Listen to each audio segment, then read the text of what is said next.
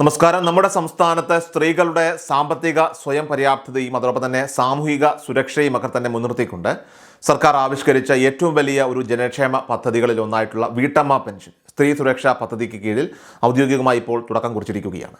കുടുംബത്തിൻ്റെ അടിത്തറയായ വീട്ടമ്മമാരുടെ അധ്വാനത്തെ അംഗീകരിക്കുന്നതിനും അവർക്ക് മാന്യമായിട്ടുള്ള ഒരു ജീവിത സാഹചര്യം ഉറപ്പുവരുത്തുന്നതിനുമാണ് ഈ പദ്ധതിയിലൂടെ ലക്ഷ്യമിടുന്നത്.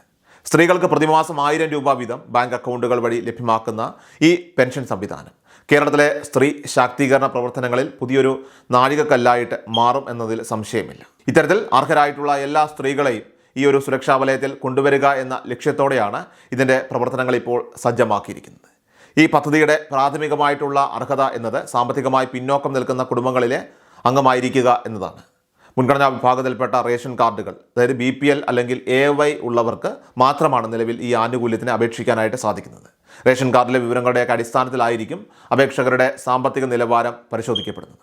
അതിനാൽ തന്നെ അപേക്ഷ സമർപ്പിക്കുന്നതിന് മുൻപായിട്ട് തന്നെ നിങ്ങളുടെ റേഷൻ കാർഡ് അത് മുൻഗണനാ വിഭാഗത്തിലാണെന്നും അതിൽ അപേക്ഷകയുടെ പേര് കൃത്യമായിട്ട് ഉൾപ്പെട്ടിട്ടുണ്ടെന്നും ഉറപ്പുവരുത്തേണ്ടതാണ്. അനർഹരായവരൊക്കെ തന്നെ ഇതിലേക്ക് കടന്നുകൂടുന്നത് ഒഴിവാക്കാനായിട്ട് കർശനമായിട്ടുള്ള പരിശോധനകൾക്ക് ശേഷമായിരിക്കും ഗുണഭോക്താക്കളുടെ ലിസ്റ്റ് തയ്യാറാക്കുന്നത്. പ്രായപരിധിയുടെ കാര്യത്തിൽ സർക്കാർ വ്യക്തമായിട്ടുള്ള മാനദണ്ഡങ്ങൾ ഇതിൽ നിശ്ചയിച്ചിട്ടുണ്ട്. 35 വയസ്സിനും അതോടൊപ്പം തന്നെ 60 വയസ്സിനും ഇടയിൽ പ്രായമുള്ള സ്ത്രീകൾക്ക് മാത്രമാണ് ഈ പദ്ധതിയുടെ പ്രയോജനം ലഭിക്കുന്നത്, ഇതിൻ്റെ ഭാഗമാകാനായിട്ട് സാധിക്കുന്നത്. പ്രായം 60 വയസ്സ് തികയുന്നതോടുകൂടി ഈ പെൻഷൻ പദ്ധതിയിൽ നിന്നുള്ള ആനുകൂല്യം സ്വാഭാവികമായിട്ടും അവസാനിക്കുകയും അത്തരം വ്യക്തികൾക്ക് സർക്കാർ നൽകുന്ന വാർദ്ധക്യകാല പെൻഷനിലേക്ക് മാറാനുള്ള അവസരം ഇതിലൂടെ ലഭിക്കുകയും ചെയ്യും. കൂടാതെ നിലവിൽ മറ്റ് സർക്കാർ പെൻഷനുകളായിട്ടുള്ള വിധവ പെൻഷൻ, അവിവാഹിത പെൻഷൻ, കുടുംബ പെൻഷൻ അല്ലെങ്കിൽ EPF പോലെയുള്ള ആനുകൂല്യങ്ങളൊക്കെ തന്നെ കൈപ്പറ്റുന്നവർ ഈ പദ്ധതിക്ക് പുറത്തായിരിക്കും. ഒരേ സമയം ഒന്നിലധികം സാമൂഹിക സുരക്ഷാ പെൻഷനുകൾ അനുവദിക്കില്ല എന്ന സർക്കാരിൻ്റെ പൊതുവായ നയത്തിൻ്റെയൊക്കെ തന്നെ ഭാഗമായിട്ടാണ് ഈ ഒരു നിയന്ത്രണം കൂടി ഇവിടെ ഏർപ്പെടുത്തിയിരിക്കുന്നത്. സാങ്കേതികമായിട്ടുള്ള വശങ്ങളൊക്കെ തന്നെ ഇവിടെ പരിശോധിക്കുമ്പോൾ ആധാർ കാർഡും ബാങ്ക് അക്കൗണ്ടും തമ്മിലുള്ള ബന്ധിപ്പിക്കൽ, ആധാർ സീഡിംഗ് ഏറ്റവും പ്രധാനപ്പെട്ട ഒരു ഘടകം തന്നെയാണ്. പെൻഷൻ തുക നേരിട്ട് ഗുണഭോക്താവിൻ്റെ ബാങ്ക് അക്കൗണ്ടിലേക്ക് എത്തുന്ന ഡയറക്റ്റ് ബെനിഫിറ്റ് ട്രാൻസ്ഫർ DBT സംവിധാനം ഉപയോഗിച്ചുള്ള രീതിയാണ് ഇവിടെ പിന്തുടരുന്നത്. അതിനാൽ തന്നെ അപേക്ഷകർ തങ്ങളുടെ ബാങ്ക് അക്കൗണ്ട് ആധാറുമായിട്ട് ലിങ്ക് ചെയ്തിട്ടുണ്ട് എന്നുള്ള കാര്യം അത് നിലവിൽ സജീവമാണെന്നും ഉറപ്പുവരുത്തേണ്ടതാണ്. ആധാർ വെബ്സൈറ്റിൽ ലഭ്യമായിട്ടുള്ള സംവിധാനങ്ങൾ ഉപയോഗിച്ചുകൊണ്ട് നിങ്ങൾക്ക് സീഡിംഗ് സ്റ്റാറ്റസ് പരിശോധിക്കാൻ സാധിക്കും. ഏതെങ്കിലും കാരണവശാൽ അക്കൗണ്ട് പ്രവർത്തനരഹിതമാണെങ്കിൽ അത് മുൻകൂട്ടി ശരിയാക്കുന്നത് ഈ ആനുകൂല്യം നിങ്ങൾക്ക് വരുന്ന ആളുകളെ തടസ്സപ്പെടാതിരിക്കാനായിട്ട് നിങ്ങളെ സഹായിക്കും. അപേക്ഷാ സമർപ്പണം പൂർണ്ണമായിട്ടും ഓൺലൈൻ സംവിധാനത്തിലൂടെയാണ് ക്രമീകരിച്ചിരിക്കുന്ന കാര്യം പ്രത്യേകം ശ്രദ്ധിക്കണം.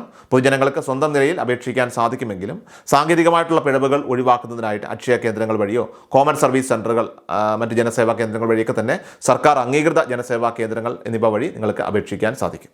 അപേക്ഷാ വേളയിൽ ആധാർ അധിഷ്ഠിത OTP വെരിഫിക്കേഷൻ ഉള്ളതിനാൽ തന്നെ ആധാറുമായിട്ട് ബന്ധിപ്പിച്ചിട്ടുള്ള മൊബൈൽ നമ്പർ കൂടി നിർബന്ധമായിട്ടും കയ്യിൽ കരുതേണ്ടതാണ്. കൂടാതെ അപേക്ഷകർക്ക് നൽകുന്ന സാക്ഷ്യപത്രം, സെൽഫ് ഡിക്ലറേഷൻ വളരെ കൃത്യമായിട്ട് വായിച്ച് മനസ്സിലാക്കി ഒപ്പിട്ട് നൽകേണ്ടതായിട്ടുണ്ട്. തെറ്റായ വിവരങ്ങൾ നൽകി ആനുകൂല്യം കൈപ്പറ്റുന്നത് ഗൗരവകരമായിട്ടുള്ള നിയമ നടപടികൾക്ക് കാരണമാകും. അപേക്ഷയോടൊപ്പം സമർപ്പിക്കേണ്ട രേഖകളിൽ വയസ്സ് തെളിയിക്കുന്നതിനുള്ള രേഖകൾക്ക് വലിയ പ്രാധാന്യമുണ്ട്. SSLC സർട്ടിഫിക്കറ്റ്, ഡ്രൈവിംഗ് ലൈസൻസ് അല്ലെങ്കിൽ പാസ്പോർട്ട് എന്നിവ ഇതിനായിട്ട് നിങ്ങൾക്ക് ഉപയോഗിക്കാം. ഇത്തരം രേഖകൾ കൈവശമില്ലാത്തവർ സർക്കാർ മെഡിക്കൽ ഓഫീസർ നൽകുന്ന പ്രായം തെളിയിക്കുന്ന സർട്ടിഫിക്കറ്റ് ഹാജരാക്കിയാൽ മതിയാകും. ഇതിനു പുറമെ Aadhaar card, ration card, bank passbook, photo എന്നിവയും അപേക്ഷയോടൊപ്പം അപ്ലോഡ് ചെയ്യേണ്ടതായിട്ടുണ്ട്.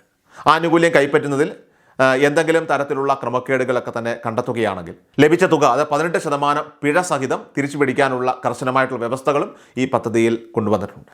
അതിനാൽ തന്നെ പൂർണ്ണമായിട്ടും അർഹരായവർ മാത്രം നിശ്ചിത സമയപരിധിക്കുള്ളിൽ ആവശ്യമായ രേഖകൾ സഹിതം അപേക്ഷ സമർപ്പിക്കാൻ പ്രത്യേകം ശ്രദ്ധിക്കേണ്ടതാണ്. അപ്പോൾ ഇത്രയും കാര്യങ്ങളാണ് പ്രധാനമായിട്ട് നമ്മൾ ഈ വീട്ടമ്മ പെൻഷനുമായി ബന്ധപ്പെട്ട് ശ്രദ്ധിക്കേണ്ടത്. അപ്പോൾ ഇതിനെ സംബന്ധിച്ച് എന്തെങ്കിലുമൊക്കെ സംശയങ്ങളുണ്ടെങ്കിൽ നിങ്ങൾക്ക് തീർച്ചയായിട്ടും കമൻറ്റ് ബോക്സിൽ ചോദിക്കാവുന്നതാണ്. വളരെ പ്രധാനപ്പെട്ട ഈ അപ്ഡേറ്റ് മാക്സിമം നിങ്ങൾ എല്ലാവരിലേക്കും ഷെയർ ചെയ്യുക. ഇതുപോലുള്ള അറിയിപ്പുകൾക്കായിട്ട് നമ്മുടെ ചാനൽ മറക്കാതെ സബ്സ്ക്രൈബ് ചെയ്യുക, ഫോളോ ചെയ്യുക. കൃഷാൽ മീഡിയ എല്ലാ ദിവസവും വാർത്തകളും അറിയിപ്പുകളും ഡെയിലി അപ്ഡേറ്റ്സും ലഭിക്കാൻ ഇപ്പോൾ തന്നെ ചാനൽ സബ്സ്ക്രൈബ് ചെയ്യുക, ഫോളോ ചെയ്യുക. നിങ്ങളുടെ ലൈക്കും ഷെയർ നൽകി ഞങ്ങളെ സപ്പോർട്ട് ചെയ്യുക. നിങ്ങളുടെ അഭിപ്രായങ്ങൾ കമന്റ് ബോക്സിൽ രേഖപ്പെടുത്തുക.